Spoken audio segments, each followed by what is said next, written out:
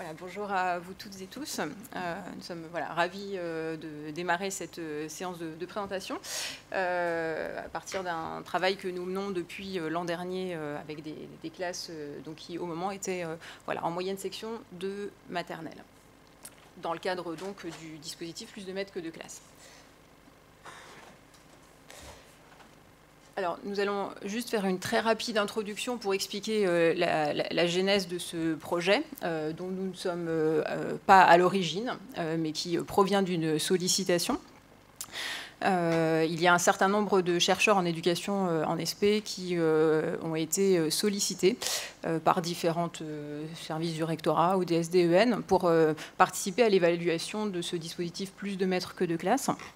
Et il était bien indiqué, effectivement, dans les recommandations de la mise en place de ce dispositif qu'il fallait, pour son évaluation, solliciter des chercheurs en éducation. Donc, si on reprend les éléments du rapport des inspections générales, ce dispositif plus de maîtres que de classe a été conçu pour permettre la maîtrise par les élèves des compétences indispensables à l'acquisition du socle commun, soit en prévenant les difficultés d'apprentissage, soit en remédiant aux acquis insuffisants. Donc, dans notre cas, il s'est agi d'une sollicitation par 2 circonscriptions orléanaises, circonscriptions qui s'apprêtaient à accueillir des maîtres supplémentaires, en particulier pour des écoles classées entre guillemets en éducation prioritaire et plus particulièrement en REP+, pour évaluer les bénéfices de la présence d'un maître supplémentaire et plus spécifiquement dans la prévention des difficultés de compréhension. Donc on est bien sûr ici l'évaluation de la présence du maître supplémentaire, plutôt sur un rôle évidemment de prévention, donc en maternelle, et spécifiquement sur les questions d'apprentissage de la compréhension.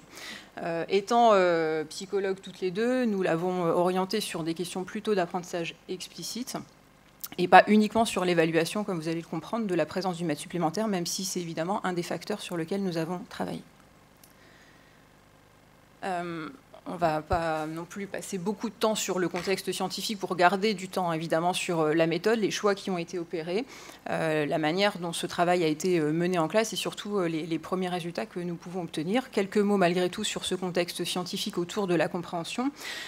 Sur les aspects purement développementaux, il y a malgré tout assez peu de recherches sur ces éléments-là.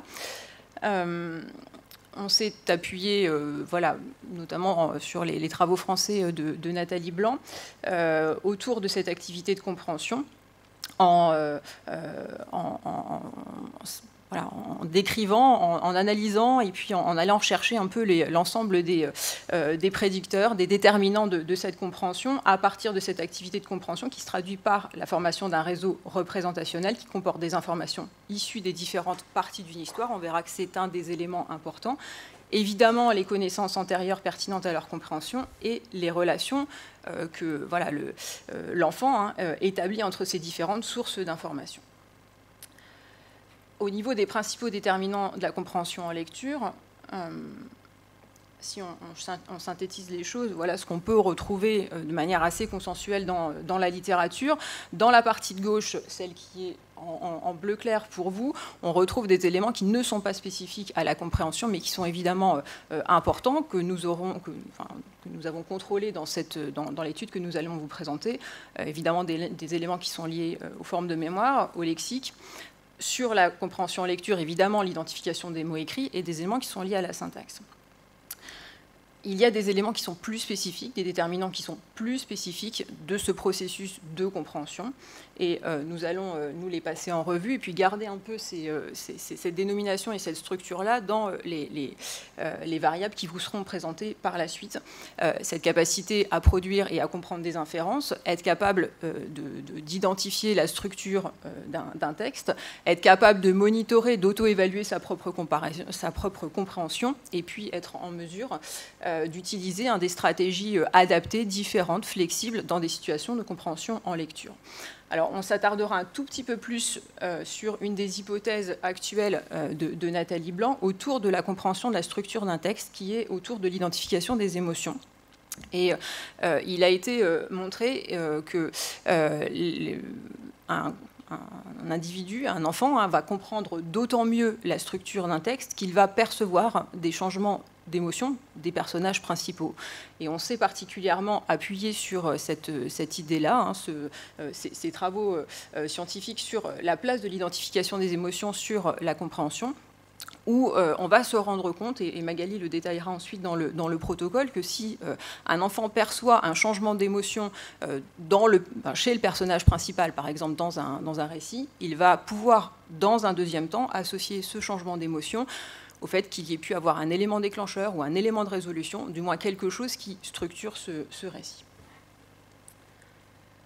Dernier élément en termes de contexte scientifique, là, sur la question des déterminants, on est évidemment plutôt sur l'idée d'une photographie. Quels sont les déterminants, quels sont les prédicteurs, quels sont les éléments qui nous permettent d'écrire un peu mieux le niveau de compréhension d'un enfant. Il y a évidemment aussi quelques travaux qui portent plutôt sur les effets, on va dire, d'entraînement, d'intervention en classe. Et je pense en France notamment aux travaux de l'équipe de Maryse Bianco, qui ont montré aussi l'efficience d'entraînement à la compréhension chez des enfants. Dans ces revues de questions et dans tous les travaux qu'elle expose, on retrouve plutôt l'idée générale que ces entraînements sont surtout à destination d'enfants à partir du cycle 3. Au-delà de 8 ans, on a très peu de choses avant. Et on a aussi un certain nombre de travaux qui se font dans un contexte anglophone. Donc évidemment, même si les résultats sont tout à fait intéressants et pertinents, ils ne sont pas totalement transposables non plus à notre contexte français. Donc, je faisais une référence donc aux travaux de Bianco, qui a été une des premières à proposer un entraînement explicite à la compréhension à partir de la moyenne section de maternelle. Les caractéristiques de cet entraînement étaient d'avoir fonctionné en groupe de niveau, d'avoir placé les enfants plutôt en faible compreneur, moyen compreneur et très bon compreneur, donc avec un entraînement explicite qui était adapté effectivement à cette hétérogénéité. Avec des stratégies qui sont clairement explicites, et puis des entraînements, on va dire, ciblés sur certaines compétences, par exemple les reprises anaphoriques, par exemple la compréhension d'inférences, par exemple la détection, par exemple, d'anomalies. L'approche qui avait été choisie par Bianco et son équipe était une approche, on va dire, non intégrative. Alors, juste pour qu'on soit bien d'accord sur ce terme-là, c'est-à-dire qu'on va être sur des entraînements qui se font en atelier, en petits groupes, mais décrochés des thèmes, des albums qui sont travaillés en classe. Malgré tout, ce sont des très jolis résultats et qui montrent en termes de trajectoire développementale, comme on le voit sur ce schéma-là. Alors, je vous fais grâce de l'explication de toutes les courbes, mais on perçoit sur 2 ans, depuis le début de la moyenne section jusqu'à la fin de la grande section, la trajectoire développementale sur la compréhension en lecture du groupe contrôle, qui est ici en flèche pointillée, que j'ai pointé, et on a la trajectoire développementale du groupe qui a été entraîné à la compréhension en moyenne et en grande section de maternelle. Donc ce sont de très jolis résultats qui montrent que sur 2 années, avec ce type d'entraînement explicite, ciblé sur 2 ans, et en prenant en compte effectivement le niveau initial des élèves, on arrive à faire qu'ils sortent de grande section de maternelle avec un niveau de compréhension, des habiletés de compréhension qui sont plus développées. Alors, si on revient à notre étude, la question que nous nous sommes posée, c'est est-ce qu'un apprentissage explicite de la compréhension de texte, donc on est bien sur la question du texte ici, en maternelle, assuré par un enseignant supplémentaire, permet une réduction des inégalités en compréhension de lecture en fin de cycle 2. Donc ça veut dire, Magali va l'expliquer, qu'on s'apprête à être sur un protocole longitudinal.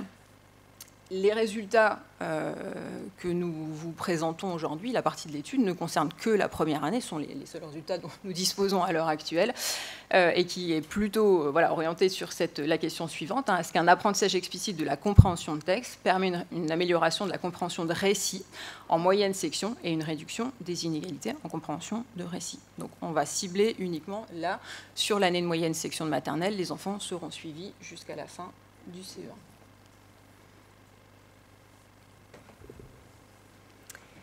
Alors, donc ces 2 questions vont amener à une série d'hypothèses. Donc vous les voyez qui sont schématisées ici. Merci. sont schématisées ici au tableau. Donc la première série d'hypothèses va porter sur un effet effectivement de l'entraînement qu'on va proposer aux élèves. Et on s'attend à ce que cet entraînement ait un effet direct sur l'amélioration des compétences ou des habiletés des enfants en compréhension et des différentes composantes, et une amélioration aussi sur les différentes composantes qui sont en jeu dans la compréhension. Les composantes dont Annie vous a parlé tout à l'heure, telles que les inférences, les déductions, la structuration du récit, etc., les connaissances émotionnelles. Deuxième chose, c'est qu'évidemment, on s'attend évidemment aussi à ce qu'il y ait un effet de l'intervention du maître supplémentaire, du dispositif maître supplémentaire, sur aussi l'amélioration des habiletés de compréhension et sur ces différentes composantes. De manière un peu moins précise, c'est-à-dire qu'on ne vous présentera pas des travaux aujourd'hui qui portent sur la réduction des différences individuelles, mais une de nos autres hypothèses est effectivement que cette intervention et le dispositif du maître supplémentaire va permettre de réduire les inégalités entre enfants et lisser un petit peu les performances en compréhension. Voilà. Enfin, on s'attend à ce que ces effets soient combinés, c'est-à-dire qu'on ait un effet interactionnel entre le dispositif maître supplémentaire et l'entraînement que nous proposons. En termes de méthodologie, Anis vous l'a dit tout à l'heure, on part sur un protocole de type longitudinal. Donc, nous allons vous présenter aujourd'hui ce que nous avons fait avec les enfants de moyenne section, mais vous voyez que cette étude portera sur une population qui sera plus large, c'est-à-dire de la moyenne section jusqu'au CE1. Nous suivons plusieurs cohortes et nous allons analyser leur évolution. En termes de pré-test, donc l'étude que nous allons vous présenter porte sur les enfants de moyenne section qui ont été pré-testés en novembre et post-testés au mois de juin. En revanche, en termes de protocole expérimental, nous avons mis en place l'entraînement, donc sur une période quand même longue, hein, mais de décembre au mois d'avril.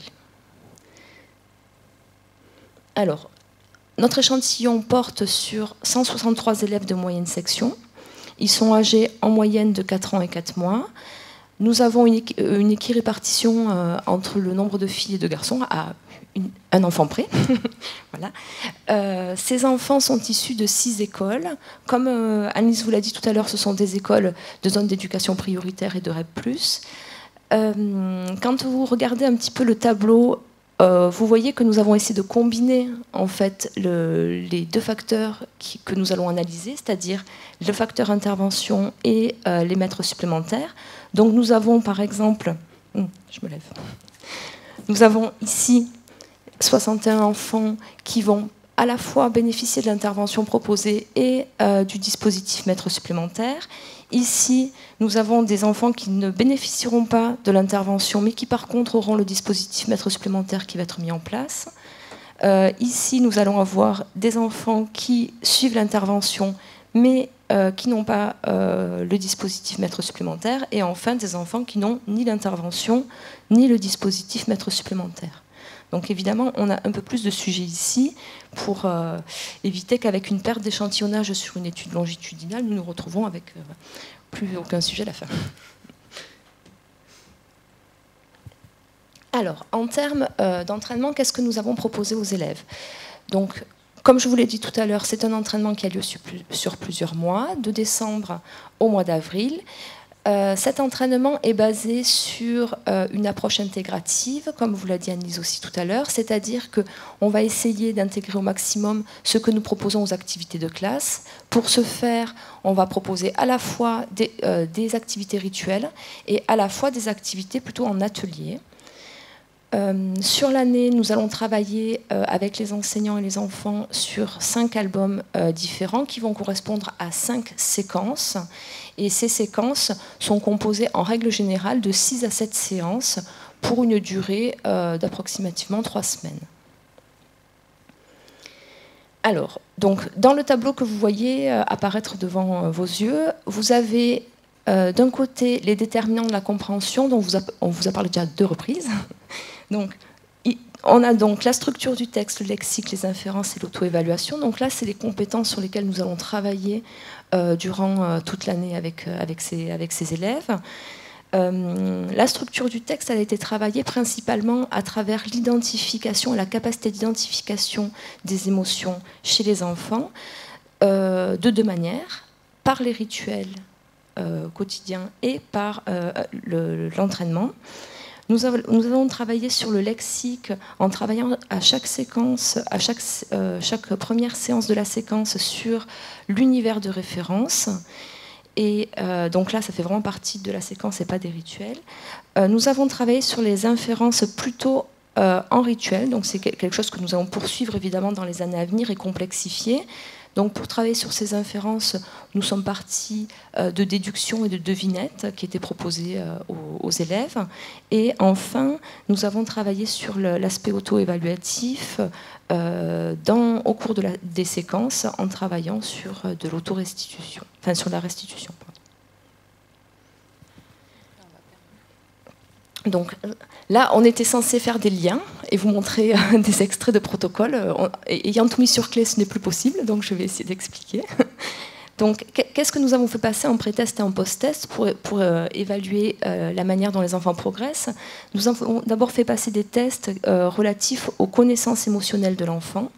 Donc, pour ce faire, on présentait à l'enfant des émoticônes, donc des petits personnages qui sont joyeux, tristes, etc., en colère, etc.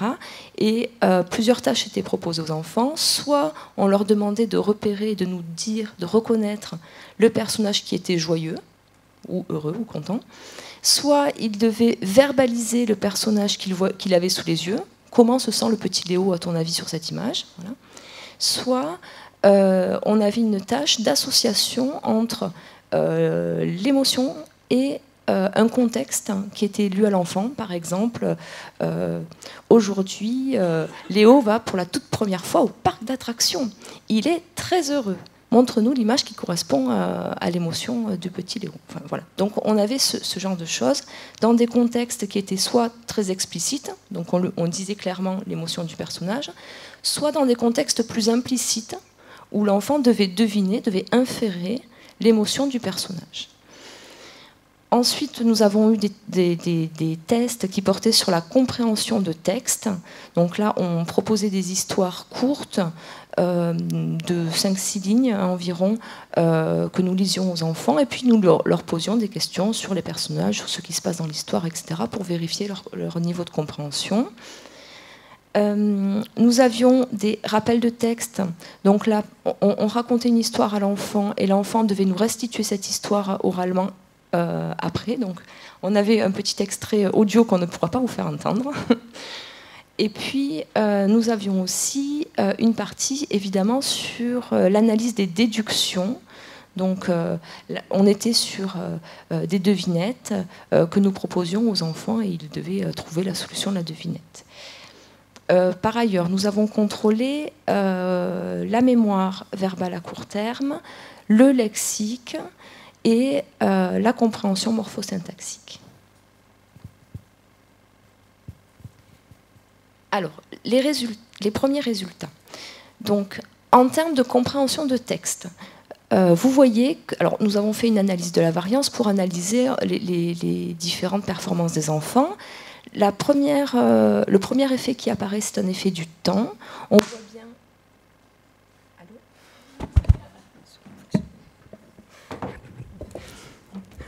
On voit bien une amélioration. L'effet du temps a eu un effet très concret sur le micro. Donc, on voit bien une amélioration en fait entre le début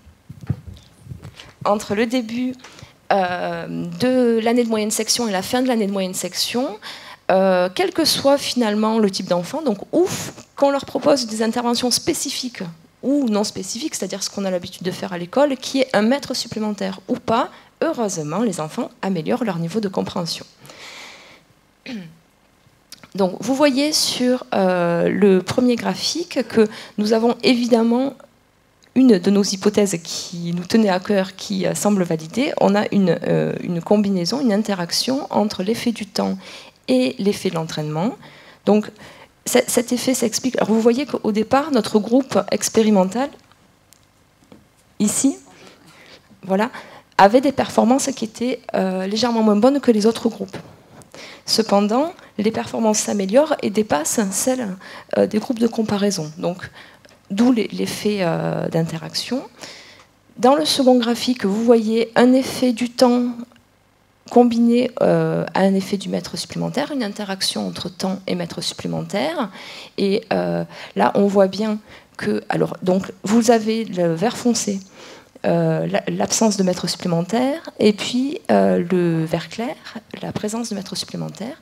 On voit bien une amélioration entre le temps 1 et le temps 2 de l'effet du mètre supplémentaire, où la progression est telle que l'effet est présent. Ah, pardon. Donc cette interaction, vous voyez, donc le P est plus petit que 0,01, donc on voit une absence de cet effet sur l'interaction. Malgré le fait qu'il y ait l'évolution n'est pas suffisante pour que ça soit réellement significatif. Donc, voilà pour le score.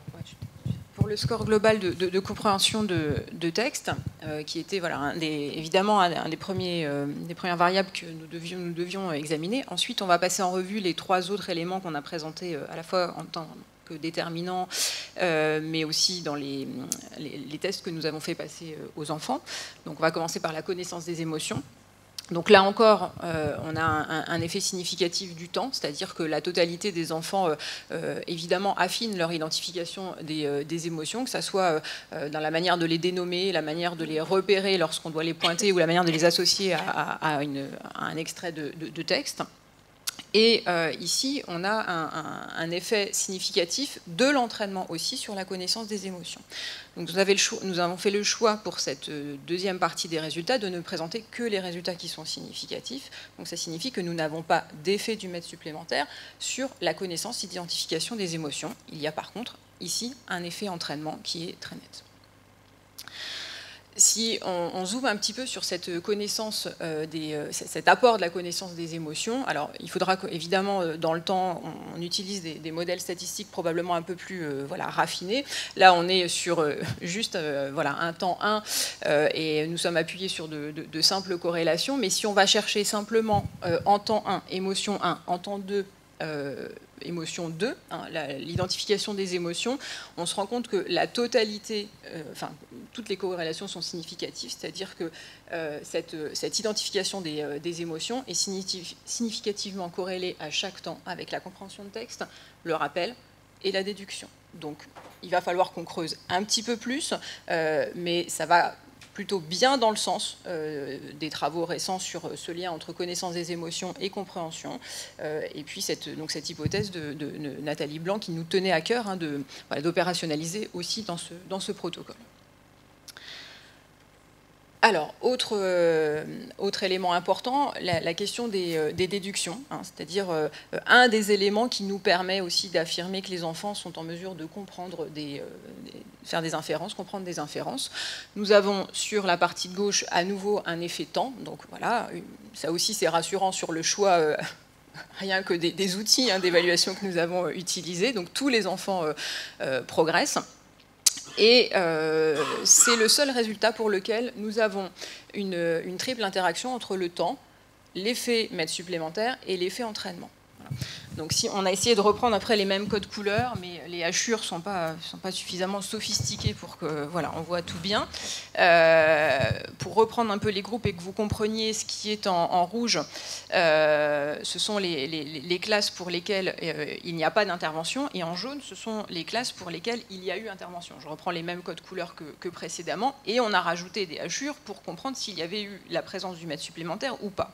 Donc en gros, pour être très clair, nous avons ici notre groupe contrôle, d'accord, ni mètre supplémentaire, ni intervention, d'accord, que l'on retrouve ici en temps 2. Et puis le groupe cible, qui est évidemment celui qui nous intéresse le plus, qui est le groupe qui a tout, c'est-à-dire le groupe qui a à la fois la présence du mètre supplémentaire et qui met en place cette intervention. Et Magali l'avait précisé, c'est ce groupe-là, dans le choix des circonscriptions, où on a les 2 écoles qui sont classées en REP+. Et on voit, évidemment, ça fonctionne statistiquement, mais on le voit aussi très très visuellement, que c'est le groupe, en tout cas sur les déductions, qui part du plus bas, et qui est le groupe qui arrive aux performances, évidemment, les plus importantes ici. Donc on va avoir un effet combiné à la fois du mètre supplémentaire et de l'intervention. dernier élément, hein, le rappel, hein, donc l'indicateur que nous avons choisi pour chez des enfants de moyenne section, évaluer leur capacité aussi de monitorage, d'auto-évaluation, être capable de restituer un récit qu'on leur a lu. Donc un effet temps, voilà, important. Et nous avons ici un effet combiné temps-entraînement. Alors là, on le voit aussi très très clairement, hein, notre groupe d'enfants qui bénéficiait de l'entraînement est ici, ça c'est le temps 1. Voilà, au mois de novembre. Et voilà, là, on les retrouve. Donc, tous ont progressé. Mais c'est vrai que la marge de progrès de ce groupe d'enfants était très importante et qu'ils remplissent cette marge de progrès. On a un effet qui est tout à fait similaire sur la présence du maître supplémentaire avec une interaction qui est significative entre le temps et le maître supplémentaire. Donc là, indépendamment du fait que les enfants aient bénéficié ou pas d'un entraînement à la compréhension.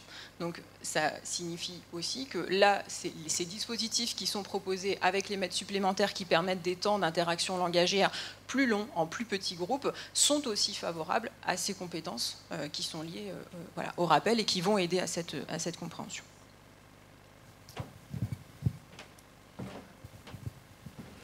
Alors, un petit retour du coup sur nos hypothèses.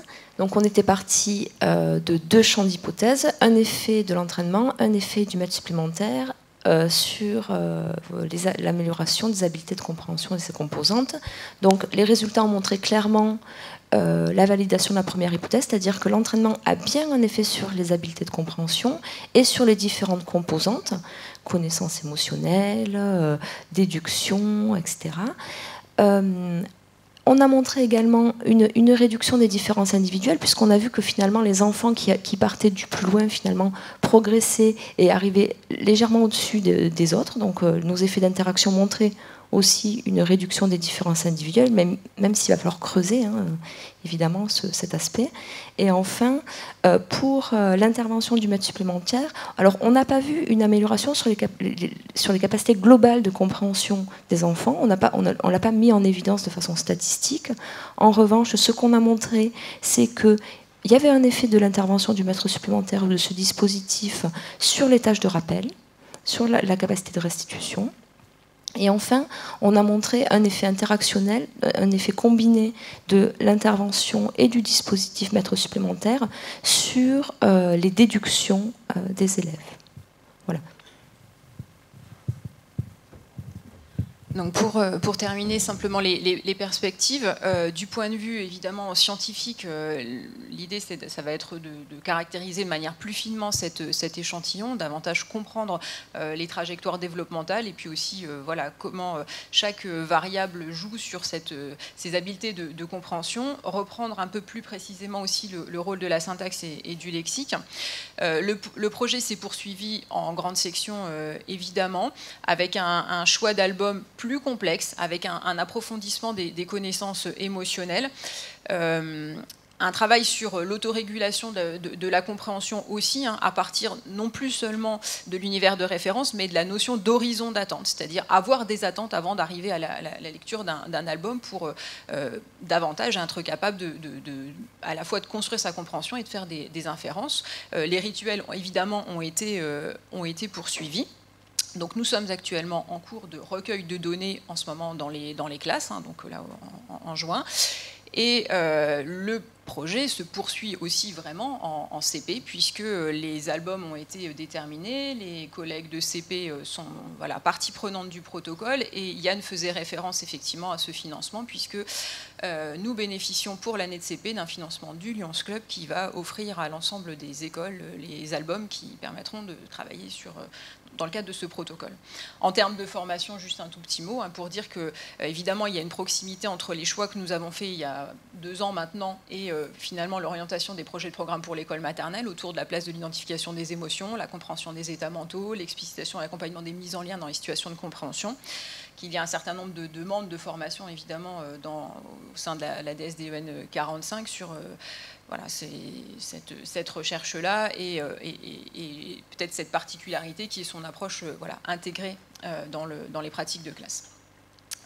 Je ne vais pas lister tout le monde, mais évidemment, c'est un travail d'équipe. Nous avons assuré le volet scientifique, mais ça s'est fait évidemment avec la collaboration des écoles, la collaboration des circonscriptions, puisque les coordinateurs et les conseillers pédagogiques de circonscription ont été aussi formés à la passation des tests et sont venus avec nous en école, en pré- et post-test. Et c'est aussi un début de formation à la recherche, par la recherche pour ces équipes-là et pour les collègues dans les écoles maternelles.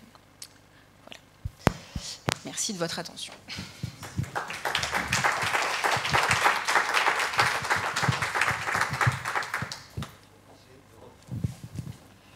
Puisqu'il n'y en a qu'un qui fonctionne. Donc voilà, merci beaucoup à toutes les deux. Un petit temps de questions, on va essayer progressivement de rattraper. On va prendre 3 minutes sur chaque communication pour arriver à l'heure.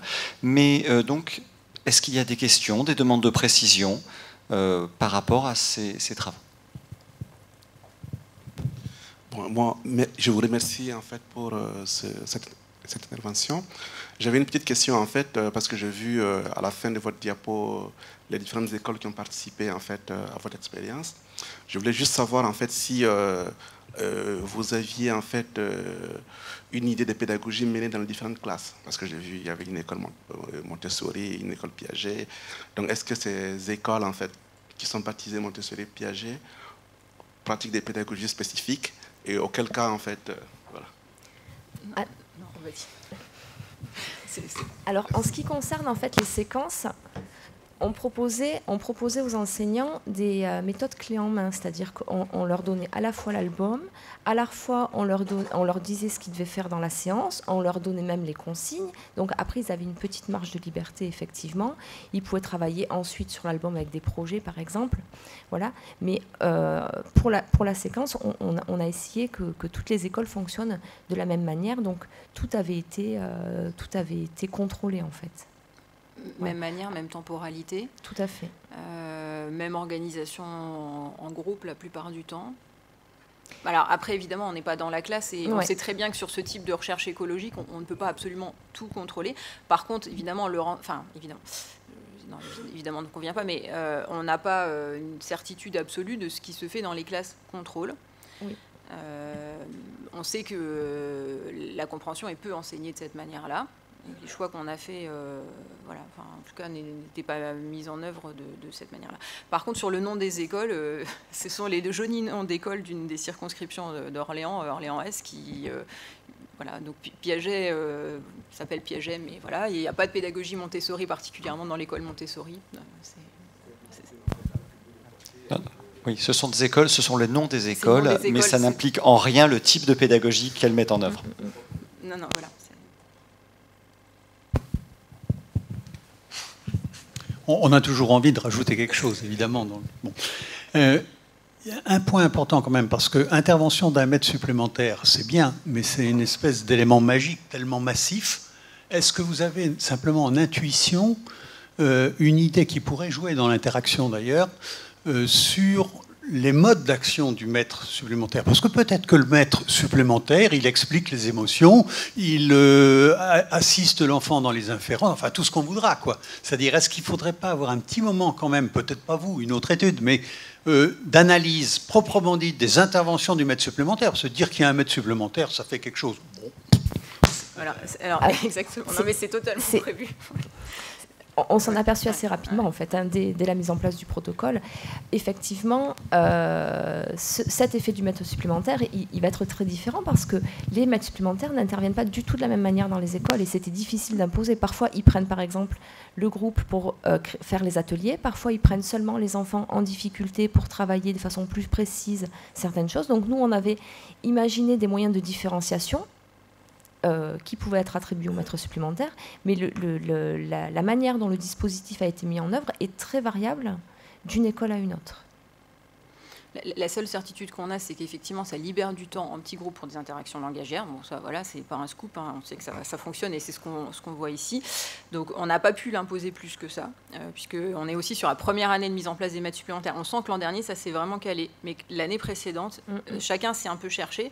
Et nous avions prévu, alors on va reprendre nos casquettes de psychologue du développement, on ne sait pas trop faire en fait, voilà, là-dessus. Et on avait prévu de travailler avec un collègue en sciences de l'éducation sur des entretiens avec les maths supplémentaires pour savoir effectivement plus précisément comment ils avaient travaillé. Donc le collègue est là. Et voilà, il a aussi largement collaboré à cette étude. Merci Yann. Donc on va essayer d'affiner un peu ça. C'est dû a posteriori pour le coup, mais voilà, c'était... Merci.